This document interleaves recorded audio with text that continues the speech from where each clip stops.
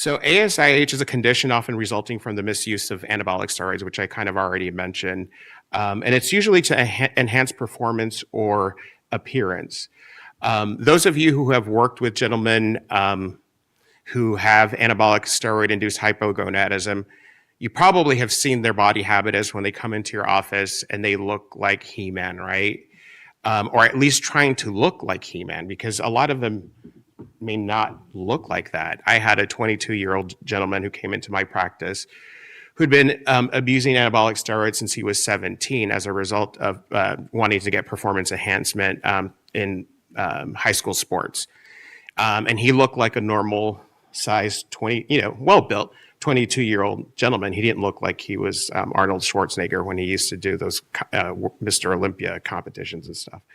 So it can go unnoticed in these gentlemen. As nurses, we do play a critical role, as I mentioned. We are oftentimes the first to identify the signs and symptoms of this condition. And we can provide education on the risk associated with steroid use. Management actually includes a comprehensive approach. First off, cessation of steroid use, along with accompanied hormonal therapy. These gentlemen will oftentimes need testosterone, which you typically give to our normal hypogonadic men to kind of wean them off of the anabolic steroids to reduce all of a sudden sending their hormones into chaos. As nurses and as advanced practice providers, we are also instrumental in monitoring treatment and providing the necessary care and counseling to help our patients recover, not only physically, but also mentally and emotionally, because a lot of these gentlemen suffer from, like I mentioned, a dysmorphia or dysphoria as a result of them wanting to look better or perform better in the gym or in certain sports. So just a little bit about anabolic steroids. Anabolic steroids are synthetic variations, which many of you are probably aware of this, of the male sex hormone testosterone. It's designed for medical use to treat conditions like delayed puberty or diseases that cause muscle loss. There are two types of steroids that we typically are familiar with. Obviously, anabolic androgenic steroids, which are the ones that we're going to talk about today, along with things like corticosteroids and several others. The former being the focus when we talked about the misuse related to performance enhancement. So the misuse of anabolic steroids in sports and bodybuilding by individuals is growing, and it continues to grow. And it's probably, we know that a lot of these athletes and wannabe athletes have been using anabolic steroids as early as the 1950s and 60s when these steroids were introduced by medical doctors. Early on, talking about Arnold Schwarzenegger, we know that his regimen was actually medically managed. He wasn't just shooting it up himself. But what we find in practice that oftentimes these kids, I call them kids because as I get older, I'm now 45, these kids now are getting access to these steroids from their friends and from places that we don't know where they're coming from. A lot of them come from India, Mexico, and other countries where they bring these anabolic steroids in, and we don't know exactly what's in them. And we know that if, once they start injecting, that there are significant implications to their overall health. Also, in all states in the United States, it's not legal to possess anabolic steroids, although you can prescribe them as a provider. Early on, when I was researching this topic, I was like, well, could a provider prescribe it? Yeah, you can. They're actually available for you to prescribe. Consequences of misuse include things like hormonal imbalances, liver issues, cardiovascular issues, psychological effects, more so like the roid rage that we talk about. Many of you who prescribe regular testosterone, cypionate in whatever form, oftentimes you get that question asked about roid rage. Very rare to happen with that, but more common with the use of anabolic steroids. So what are the more common anabolic steroids that these individuals are using? They use different terms for them, and sometimes they even cut the name. And if you go to the gym, You may hear guys talk about these different steroids. You have things like Anadrol, Anavar, Deca, Dianabol, I can't pronounce this one, Trenbolone, which goes by Tren. And then obviously you also have the gentlemen who still misuse regular testosterone cypionate.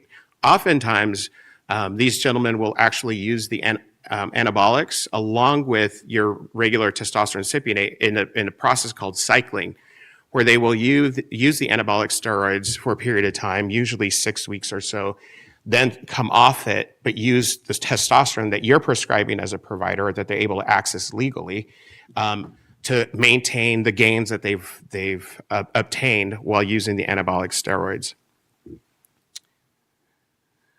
So the pathophysiology of anabolic steroid-induced hypogonadism is actually a complex interplay of factors that significantly impact the endocrine system, and oftentimes leads to long-term consequences on hormone levels altogether. They often disrupt the natural balance of the hormones in the body. These compounds, which mimic the effects of testosterone, can take profound effects on the endocrine system altogether. They lead to several key mechanisms that result in hypogonadism, which we know is a condition where the body's production of sex hormones, particularly testosterone, is significantly reduced. So first, anabolic steroids negatively affect the HPG axis, or the hypothalamic pituitary gonadal axis, which is responsible for regulating the production of sex hormones. These steroids disrupt the feedback loop that normally signals the release of gonadotropin-releasing hormone, or GnRH, from the hypothalamus and the luteinizing hormone from the pituitary gland. This disruption causes a reduction in the body's natural production of testosterone. And then secondly, anabolic steroids can lead to testicular atrophy, and prolonged use of these substances can cause the testes to shrink as the body senses the presence of external testosterone and reduces its own production. This further exacerbates the decline in endogenous testosterone levels. So essentially, these guys stop producing their own natural testosterone because they're now reliant on the anabolics. And then the long-term effects of ASIH on hormone levels result in symptoms that we are more familiar with, especially just with secondary hypogonadism, such as decreased libido, erectile dysfunction, fatigue, and the mood disturbances that we kind of talked about earlier. In addition, the hormone levels can lead to other health issues, including, most importantly, in these gentlemen, infertility, muscle loss over time, the big one, increased cardiovascular diseases, and sometimes decreased bone density, depending on where they are in cycling and their gains and losses of muscle as they cycle through. We all know that the endocrine system plays a vital role in maintaining our overall health and well-being, and disrupting the delicate balance through anabolic steroid misuse can have severe and lasting consequences. So recognizing the pathophysiology of this condition and its impact on the endocrine system is essential as a provider in order to provide effective treatment to support individuals affected by this condition. Now let me move forward here.